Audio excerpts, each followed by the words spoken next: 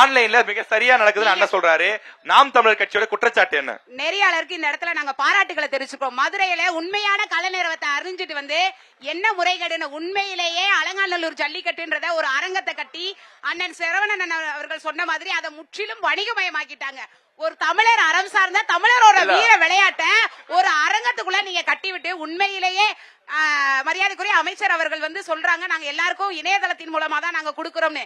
உண்மையிலேயே பொதுமக்களோட கவனத்திற்கு, நிறைய இளைஞர்களோட கவனத்திற்கு, ஜல்லிக்கட்டு காளைகள் வளர்க்கக்கூடிய அவர்களோட கவனத்திற்கு உண்மையிலே நம்ம வளர்க்கக்கூடிய காளைகளுக்கு நம்ம தொகுதி அந்த முறை வரும்போது எல்லாருக்கும் ஆன்லைன் முறையில நேர்மையான முறையில கிடைக்குதான்றத உங்களோட கவனத்துக்கே நான் அதை விட்டுறேன்.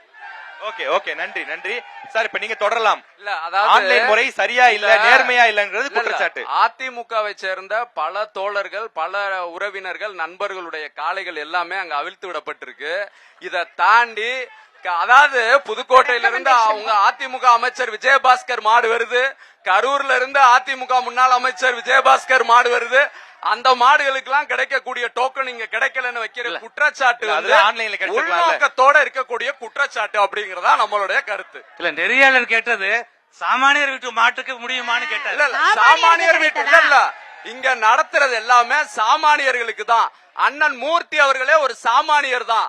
அவர் இங்க இருக்கக்கூடிய ஒவ்வொரு சாமானியனோட பிரச்சனையும் புரிஞ்சிட்டு தான் ஜல்லிக்கட்டுக்கு சாமானிய யாருமே மனசு ஃபீல் பண்ண கூடாதுன்னு சொல்லி அவன் காலையெல்லாம் அவுக்கணும்னு சொல்லி தான் அலங்காநல்லூர் ஏறு தழுவுதல் அரங்கத்துல வந்து வார வாரம் நடத்தி அவங்களுக்கு எல்லாம் உணவு போட்டு அந்த அளவுக்கு சிறப்பா செஞ்சுட்டு இருக்கிறாரு. சரி, okay okay okay okay okay okay உட்காரு உட்காரு உட்காரு உட்காரு. ஓகே, ஜல்லிக்கட்டுக்கு அந்த கேள்விகளை முன்வைத்தோம். நம்ம மக்கள் வந்து நம்ம கிட்ட என்ன கேள்வி கேட்க சொன்னாங்களோ அந்த கேள்வியை நியாயமா நம்ம கேட்டாச்சு.